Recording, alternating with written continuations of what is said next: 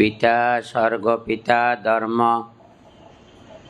পিতয়ী পরমং তপ পিতরি পিতিমা পন্নে পিয়ন্তে সর্বদেবতাতি।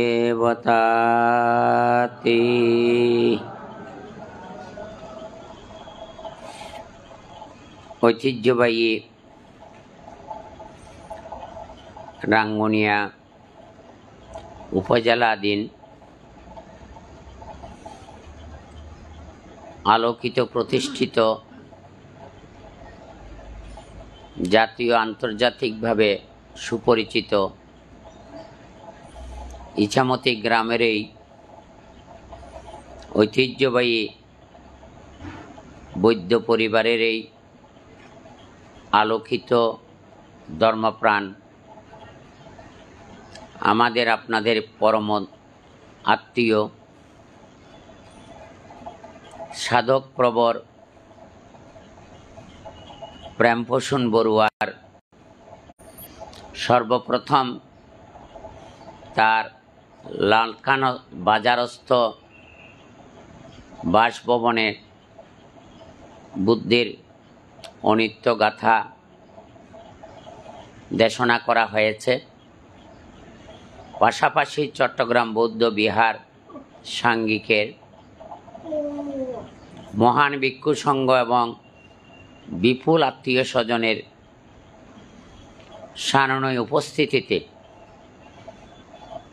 যথাযথ সামাজিক এবং ধর্মীয় মর্যাদায় শোকসভা তথা স্মরণ সভা সগৌরবে উদযাপিত হয়েছে। বৌদ্ধ পরিবারে জন্মগ্রহণ করার সুবাদে বুদ্ধের নির্দেশিত রীতি নিয়ম অনুসারে পরলোকগত জ্ঞাতীদের পারলৌকিক শান্তি সুখ কামনার জন্য বুদ্ধ প্রশংসিত সঙ্গদান, অষ্টপরিষ্কার দান, মহান ভিক্ষু সংঘের উদ্দেশ্যে পিণ্ডদান, আত্মীয় স্বজনের আতিথ্য দানের যে সুন্দর ব্যবস্থাপনা করা হয়েছে, এই পুণ্যময় মাঙ্গলিক সভার পরম শ্রদ্ধাভাজন সভাপতি, বিশেষ অতিথি প্রমুখ বিশাল ভিক্ষু শ্রমণদের উপস্থিতিতে আজকের এই পুণ্যময় অনুষ্ঠান অত্যন্ত গৌরবদীপ্ত এবং মর্যাদা সম্পন্ন হয়েছে। এই পরিবারের পক্ষ থেকে, আমার পক্ষ থেকে মহান সংঘের আগমনকে স্বাগত জানাই, অভিনন্দিত করি, যথাযোগ্য মর্যাদা প্রদর্শন করি। সমবেত আমাদের সমাজের আলোকিত বরেণ্য জ্ঞাতি স্বজনের সাননয় উপস্থিতিতে আজকের এই পুণ্যময় অনুষ্ঠান অত্যন্ত মর্যাদা সম্পন্ন এবং গৌরবদীপ্ত হয়েছে। তাই আপনাদের আগমনকেও সাধুবাদ, ধন্যবাদ এবং পুণ্যদান করি। আপনাদের জীবন সুন্দর হোক, আলোকিত হোক, কর্মজীবনে প্রতিষ্ঠিত হয়ে স্ব দায়িত্ব কর্তব্য পালন করে বংশমর্যাদা ঐতিহ্যকে ফুটিয়ে তোলার পাশাপাশি সমাজ সদ্ধর্মের জাগরণে স্বক্ষেত্রে ভূমিকা পালন করে নন্দিত বরেণ্য জীবনের অধিকারী হতে পারেন, সেই সাধু সংকল্প পোষণ করে অশান্ত বিশ্বের শান্তি সুখ কামনা করে 3 বার সাধুবাদ প্রদান করুন। পুণ্যার্থী দায়ক দায়িকাগণ, মৃত্যু আশীর্বাদও নয়, অভিশাপও নয়। আপনাদের আমাদের যখন এই দেবদুল্লভ মনুষ্য জীবন লাভের সুযোগ এবং সৌভাগ্য হয়েছে, সেই দিন থেকে মৃত্যু আমার পেছনে পেছনে ধাওয়া করছে। আমরা অনেকে অনেক কিছু জানি, বুঝি এবং গর্ব অনুভব করি, কিন্তু মৃত্যু যে আমার পেছনে পেছনে ধাওয়া করে সেই সত্যটা জানার মতো প্রচেষ্টা, জানার মতো প্রয়াস, জানার মতো স্পৃহা আমাদের কয়জনের আছে সেটা প্রশ্নবিদ্ধ। যেহেতু সময় বেশি নেই, এইসব বিষয়ে বিস্তারিত আলোচনা হওয়া প্রয়োজন। নচেত আমরা জন্ম মৃত্যুর রহস্য নিয়ে আমরা যে থিমেরে আছি সেই থিমেরেই থাকতে হবে। তাই আয়ুক্ষয়ে মৃত্যু হয়, কর্মক্ষয়ে মৃত্যু হয়। আয়ু কর্ম উভয়ক্ষয়ে মানুষের মৃত্যু হয়, আবার উপঘাতক কর্মের দ্বারায় মানুষের মৃত্যু হয়। আমার আপনার যখন আয়ু শেষ হবে, তাহলে একদিন না একদিন চ্যুতি চিত্তের মধ্যে দিয়ে আমাকে নশ্বর দেহ ত্যাগ করে যেতে হবে। আবার কর্ম, একটা হচ্ছে সকাম কর্ম, আর একটা হচ্ছে নিষ্কাম কর্ম। সকাম কর্ম মানে মাধবী লতা যেমন অভিবৃদ্ধি হয়, গাছকে জড়িয়ে ফেললে সেই গাছকে সমূলে নষ্ট করে দেয়, তাহলে তদ্রূপ আমাদের সকাম কর্ম কামনা বাসনা লোভ দেশ মোহে তৃষ্ণার জালে আবদ্ধ হয়ে কখন আমার এই দেবদুল্য মনুষ্য জীবন ত্যাগ করতে হয় আমিও বলতে পারি না, আপনারা বলতে পারেন কিনা আমার জানা নেই। তাহলে নিষ্কাম কর্ম ঘুরে দাঁড়াচ্ছে না। এই ঘুরে না দাঁড়ানোর কারণে জাতি যে আমরা পিছিয়ে পড়েছি, এখন পিছিয়ে থাকতে হবে। ঘুরে দাঁড়ানোর মতো ব্যক্তিত্ব প্রতিভা লক্ষ্য করা যাচ্ছে না। যদিও আছে, আমরা ওই যোগ্য ব্যক্তিকে যোগ্য আসনে আমরা দিতে চাই না। এটা আর একটা নৈতিক অবক্ষয় বলে আমরা মনে করি। যেমন যোগ্য আসনে যদি যোগ্য ব্যক্তি না বসে, আসনটা টলমল করে, যে কোনো সময় অ্যাক্সিডেন্ট হওয়ার সম্ভাবনা আছে। তাহলে আমাদের সমাজ প্রেক্ষাপট, এমন কোনো গ্রাম আছে, এমন কোনো সমাজ আছে, এমন কোনো সংগঠন আছে, এমন কোনো জাতীয় অস্তিত্ব আছে যেখানে পদে পদে বুলন্টিত হচ্ছে না। তাহলে আমি সকর্মে যেমন লিপ্ত বিদায়, আপন স্বার্থ বড় হয়ে গেছে, পরের কল্যাণটা গৌণ হয়ে গেছে। তাই সমাজ জাতির কথা আমি তেমন বেশি ভাবতে পারি না। তাহলে এগুলি বলতে গেলে দীর্ঘ সময়ের প্রয়োজন। হিন্দু সমাজে দেখেন, বগুড়াতে কালকে স্বজাতির অস্তিত্ব রক্ষা করার জন্য, স্বধর্ম সংস্কৃতি রক্ষা করার জন্য একজন সন্ন্যাসীকে সামনে রেখে লক্ষ লক্ষ মানুষ সমাবেত হয়ে স্বাধীন দেশের স্বাধীন নাগরিক হিসাবে নাগরিক অধিকার অর্জনের জন্য তারা মাঠে নেমে পড়েছে।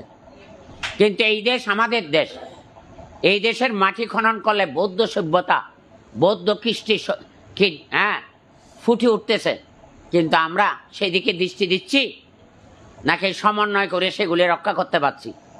কেমন?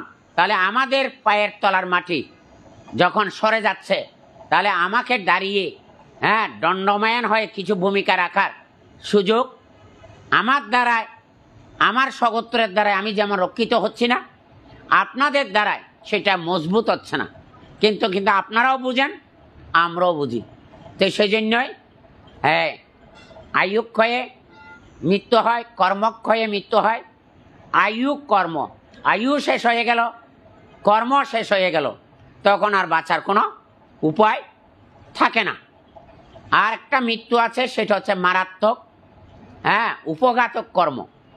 অ্যাক্সিডেন্টে মারা যাওয়া, গুলিবিদ্ধ হয়ে মারা যাওয়া, গলায় ফাঁস দিয়ে মারা যাওয়া, বিষ খেয়ে মারা যাওয়া, সেই মানুষের আর মুক্তি সুদূর পরা হতো। এই দর্শন তো আমার ভেতরে নাই।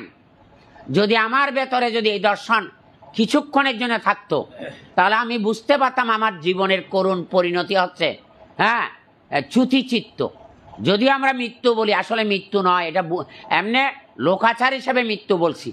মৃত্যু কার হয়? যিনি জীবন দুঃখের অবসান ঘটিয়েছে তারই মৃত্যু হয়। আর যার ভব সংসারে পুনরাগমন হবে না তারই মৃত্যু হয়। তাহলে আমাদের পরমাত্মীয় সাধক প্রবর প্রেমভূষণ বাবু কেমন, যদিও আমরা বিভিন্নভাবে প্রার্থনা করছি, পুণ্যদান করছি, কিন্তু তিনি যদি মৃত্যুঞ্জয়ী হয়ে থাকেন, তিনি মৃত্যুর আগে বলবেন, আমি এই দিন এই সময়ে আপনাদের ছেড়ে আমি ইউলোক থেকে পরমলোক গমন করব। যেমন সিদ্ধার্থ গৌতম বুদ্ধত্ব লাভের পর ৪৫ বছর বহুজন ইতায় বহুজন সুখায় সদ্ধর্ম বাণী প্রচারের পর তিনি মাঘী পূর্ণিমা তিথিতে সগৌরবে ঘোষণা করেছিলেন, আমি আজ থেকে ৩ মাস পরে দেহ ত্যাগ করব। কেমন? তাহলে ওনার পক্ষে বলা সম্ভব, আমার পক্ষে আপনার পক্ষে বলা সম্ভব কিনা? কারণ তিনি জয় করেছেন বিদায় জয়ের জয়ডঙ্গা তিনি ঘোষণা করতে পেরেছেন। কিন্তু আমি জন্মেছি আবার মৃত্যুবরণ করছি, কিন্তু মৃত্যুর থেকে মুক্তির পথ আমি অর্জন করতে পরিপূর্ণভাবে পথ হয়তো পরিষ্কার করেছি। কেমন? কিন্তু যেখানে যাওয়ার সেখানে আমার যাওয়ার সক্ষমতা অর্জন যদি করতাম, তাহলে সেইভাবে আমি কি এই মানে প্রখ্যাত দার্শনিক কেশরী জন্মানন্দ পরিষ্কার ভাষায় বলেছেন, আমি জন্মও চাই না, মৃত্যুও চাই না। একজন ভক্ত বলে উঠলেন, ওই যে আপনার জীবন আছে, আপনি জীবন চান না, এই কথা কেন বলতেছেন? আর ওই জীবন আছে বিদায় আজ না হোক কাল মৃত্যু হবে। তখন উনি সরল অন্ত করে বললেন, বাবা তুমি কি আমার কথা বুঝতে পারোনি? কারণ আমি জীবন আছে বিদায় আপনার সাথে কথা বলছি। কেমন? অস্বীকার করার উপায় নেই, কিন্তু জীবন আছে আবার জীবনের মৃত্যু হবে সেটাও আমি জানি। কিন্তু এই জানার মধ্যে দিয়ে আমার জয় নয়, জন্ম এবং মৃত্যুর মাঝখানে যে একটা সময় ছিল আছে, সেই সময়টাকে আমি কিভাবে কাজে লাগালাম বলেন না? আত্মজয়ের কাজে লাগালাম নাকি আত্মভোগের কাজে লাগালাম? নাম যশ কীর্তির জন্য কাজে লাগালাম নাকি নাম যশকে প্রাধান্য না দিয়ে আত্মশুদ্ধি, আত্মদর্শন, সম্যক জ্ঞান, যে জ্ঞান লাভ না করলে জরা ব্যাধি মৃত্যুর থেকে মুক্তি লাভ করার কোনো সুযোগ নেই, তাহলে সেই জ্ঞান তো আমার পক্ষে অর্জন করা সম্ভবপর হয়নি। তখন বললেন, আপনি কি চান? যে আমি জন্ম মৃত্যুর মাঝখানে যে একটা সময় আছে সেই সময়টাই চাচ্ছি। কেন ওই সময়টা চাচ্ছেন? অন্য কিছুর জন্য সময় চাচ্ছেন না কেন? যে ওই জীবনটা ওই জন্যই চাচ্ছি। আমি কেন রূপ বেদনা সংজ্ঞা সংস্কার বিজ্ঞান পঞ্চস্কন্ধময় দেহ কি করে লাভ করলাম, এইটার পরাজয় আমি কি করে করতে পারবো, এটার থেকে মুক্তি আমি কি করে লাভ করতে পারবো, তোর জন্য আমি একটু সময় চাচ্ছি। এই সময়ের মধ্যে দিয়ে আমি এই জীবন দর্শন এবং জীবন মুক্তির সাধনায় নিমগ্ন হয়ে যখন আমি জাগতিক আত্যান্তিক দুঃখকে পরাভূত করতে পারবো, তখন আমার জীবনও দরকার নাই, আমার মৃত্যুরও দরকার নাই। এই যে ডাক্তারবাবু এত বড় ডাক্তার, নাম করা ডাক্তার, চাই বলেন উনি হাত দিয়ে বলতে পারবে, গর্ব করে বলতে পারবে, আমি জরা ব্যাধি মৃত্যু থেকে মুক্তি ডাক্তার হিসেবে পেরেছি। একজন প্রখ্যাত সাধক অসাধারণ একটা কথা বলেছেন, মরণ সত্য, মরণ নিত্য, মরণ আছে ভবেতে, মরবে বৈদ্য, মরবে রুগী, নিরুগী আর বৈরাগী, সব যাবেই ভবেতে। তিনি কি বুঝাতে চেয়েছেন? প্রথম মরবে কে? যিনি বৈদ্য। বৈদ্য মানে কি? চিকিৎসক। তো চিকিৎসক হয়ে যদি আমার আগে মারা যায়, তা আমি যদি রোগগ্রস্ত হই, কেমন তিনি আমাকে কি করবে? আরোগ্য দান করতে পারবে? তাহলে ডাক্তারও মারা গেছে, ডাক্তারের অভাবে কিছুদিন বাঁচা থাকার কথা ছিল যাকে, আরোগ্য ওষুধ খেয়ে কেমন নিরোগের জন্য, ওষুধ যখন পায়নি রুগীও মারা গেছে। আর নিরোগী অনেক লোক অহংকার করে বলে আমি সুঠাম দেহের অধিকারী, আমার শরীরে কোনো আশাবধি জরা ব্যাধি আক্রান্ত করতে পারেনি। সেই যুবক কি এখনো বেঁচে আছে? সেই যৌবনের মধ্যে জীবন নিয়ে বেঁচে থাকতে পারবে? তাহলে নিরোগীও মারা যাচ্ছে এবং রুগীও মানে বৈরাগীও মারা যাচ্ছে। বৈরাগী কে? এই যে আমরা সিদ্ধার্থ গৌতম বৈরাগ্য জীবন দেখে সংসার বৈরাগী হয়েছিলেন, আমরাও হয়েছি। তা আমরা কি বেঁচে থাকবো? সব যাবে এই ভবেতে। তাই সিদ্ধার্থ গৌতম বুদ্ধত্ব লাভের পর কি বলেছিলেন? ভবের খেলা সাঙ্গ হবে, যত আনন্দ উপভোগ, ঘর বাড়ি টাকা পয়সা, মাটির দেহ মাটি হবে, ভবের খেলা সাঙ্গ হবে। তাহলে এই ভব মানে কি? ভূ শব্দের অর্থ হচ্ছে হওয়া। কেমন? হওয়া মানে উৎপত্তি, হওয়া মানে আবির্ভাব। এই আবির্ভাবের কারণে এত সমস্যা কিনা বলেন, এত জঞ্জাল কিনা বলেন, হ্যাঁ, এত অশান্তি কিনা বলেন। অথচ সুখের জীবন অসুখী হচ্ছে, দুঃখের জীবন দুঃখী হচ্ছে, শান্তির জীবন অশান্তি হচ্ছে। কিন্তু আপনিও বুঝেন, আমিও বুঝি, কিন্তু আসল জায়গা যাব কি? হ্যাঁ বলেন। এখন যেহেতু যেতে পারছি না, সেহেতু আমি জয়ী হতে পারছি না। তাই যেই দুঃখী সেই দুঃখী তাকে বলা হয় জনম দুঃখী। বলেন এখন এই জনম দুঃখ থেকে মুক্তির জন্য ওই যে আধ্যাত্মিক ধ্যান সাধনা, একটা হচ্ছে লৌকিক সত্য, আর একটা হচ্ছে লোকোত্তর সত্য। লৌকিক সত্য আমি তুমি সে, তাই আমি আছি আমার আছে। আর লৌকিক সত্যের মধ্যে আমিও নেই আমারও নেই, তাহলে কামনা বাসনা কেমন যথালাভে সন্তুষ্ট। তাই আমি আর আপনি কেন সুখী হতে পারছি না? এত কিছু অর্জনের পর, এত কিছু পাওয়ার পরও আপনিও সন্তুষ্ট হতে পারছেন না, আমিও সন্তুষ্ট হতে পারছি না। অসন্তুষ্টির মনের মধ্যে আকাঙ্ক্ষা প্রত্যাশা প্রবল কিনা বলেন। তাই আমি প্রথমেই সূচনাতে একটা শ্লোক বলেছি, পিতা স্বর্গ। পিতার সাথে স্বর্গের সাথে তুলনা করা হয়েছে। স্বর্গ মানে কি? ওই বুদ্ধের দর্শনে বা বৌদ্ধ সাহিত্যে সপ্ত স্বর্গের কথা আছে। আমি সেই স্বর্গে যেতে চাই না। আমি লৌকিক স্বর্গ কি, কোথায় স্বর্গ কোথায় নরক কে বলে তাহা বহুদূর। মানুষের মাঝে স্বর্গ নরক, মানুষের মাঝে সুরাসুর। তাহলে পিতা মানে বীজ, মা মানে ভূমি। ভূমির মাধ্যমে বীজটা অঙ্কুরিত হয় যদি উপাদান পাওয়া যায়। কেমন? তো উপাদানের পাওয়ার পর আমি যখন মানুষ হয়ে আলোকিত কর্মজীবনে প্রতিষ্ঠিত হয়েছি, তখন সংসার বন্ধনে আবদ্ধ হয়েছি। তার মানে মায়ার বন্ধনে সম্পৃক্ত হয়ে সন্তান সন্ততির জন্ম দিয়েছি।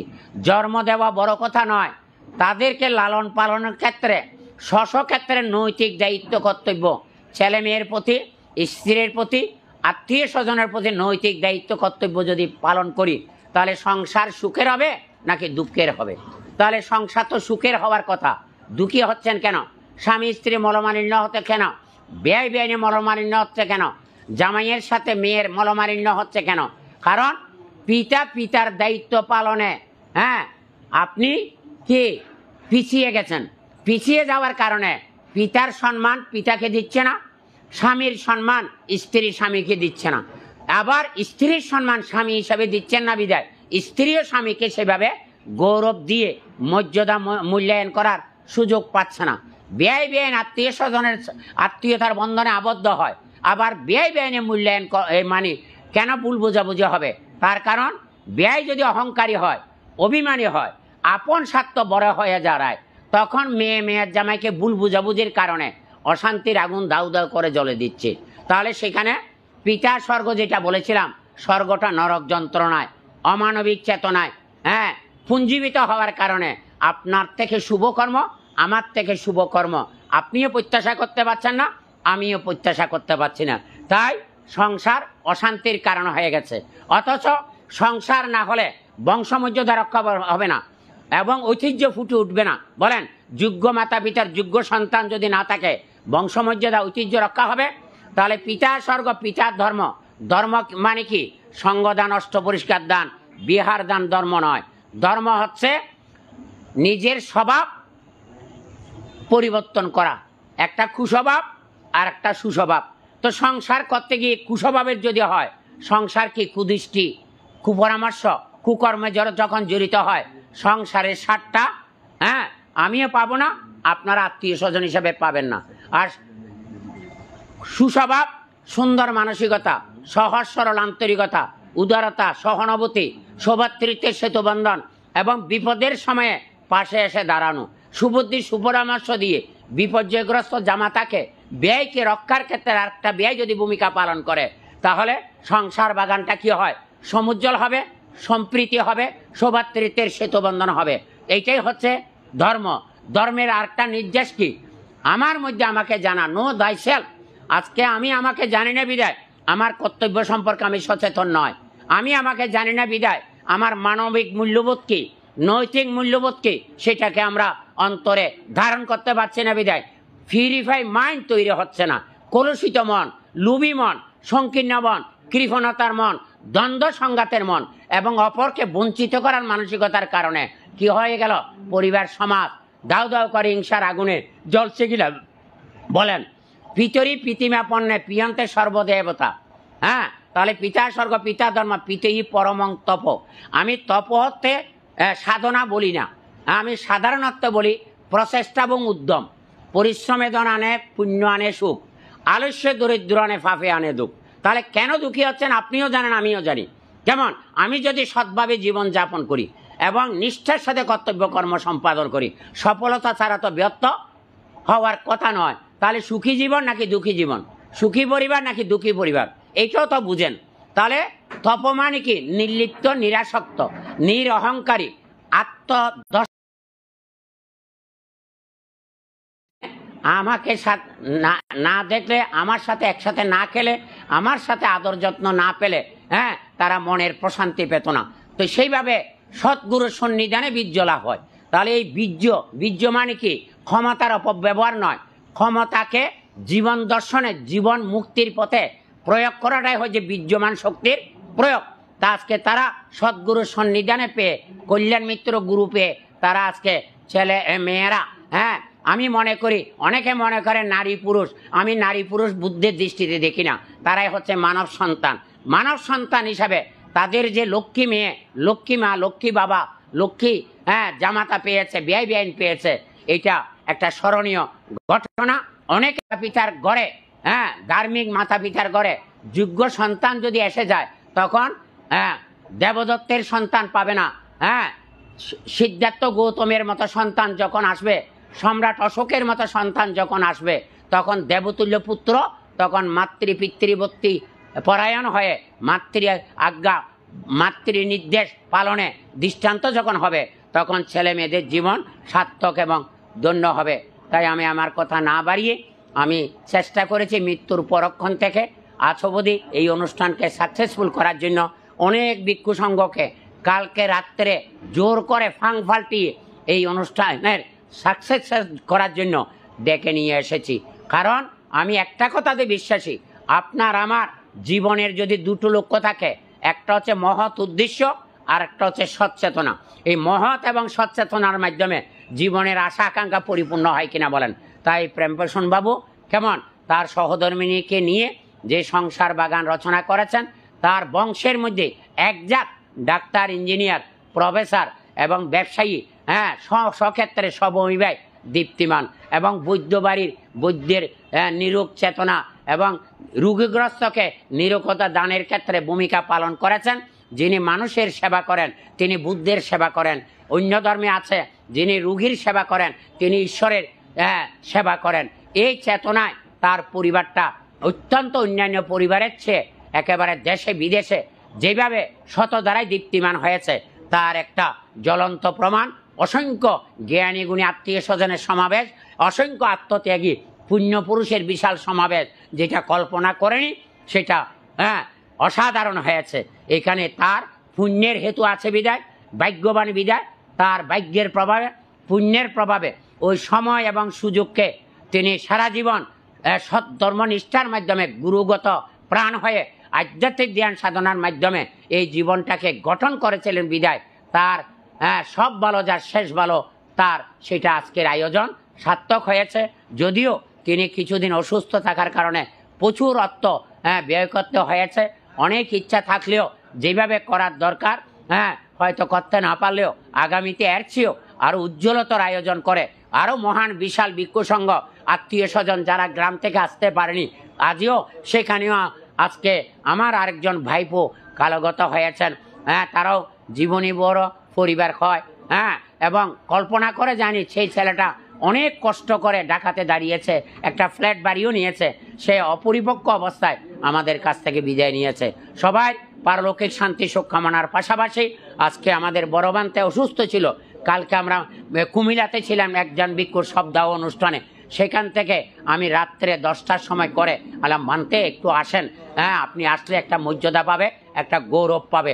তো সেই দিক থেকে সবার উপস্থিতিতে আজকের এই পুণ্যময় বাগান পরিপূর্ণ হয়েছে, ফলপ্রসূ হয়েছে। আমার 52 বছরের ব্রহ্মচর্য জীবনের পুণ্য রাশি 2 জনকে দান করছি, তারা লাভ করে আপনাদের সাথে সুখী হোক, শান্তিতে থাকুক এবং সেখান থেকে আশীর্বাদ করুক। আশীর্বাদের প্রভাবে মেয়েরা, নাতি নাতনিরা, জামাতারা, বেআই বেআইনেরা, আমি যেই কথাগুলো বলেছি সেগুলি কোমর অন্তরে জাগ্রত করে আগামী দিনের চলার পথটাকে যাতে সুগম করে, ধর্মময় করে, ভাগ্যবান পুণ্যময় করে, আপনারাও এই বেআইয়ের মতো প্রেম পোষণের মতো স্মরণীয় নন্দিত হতে পারেন, এই সাধু সংকল্প পোষণ করে 3বার সাধুবাদ দিয়ে আমার আলোচনা এখানে শেষ করলাম। অবশিষ্ট কর্তব্যকর্ম শ্রদ্ধেয় সভাপতি বান্তে বাগ্বিপ্রবর মানে পিয়ানন্দ মস্তবীর সমাপ্ত করবেন।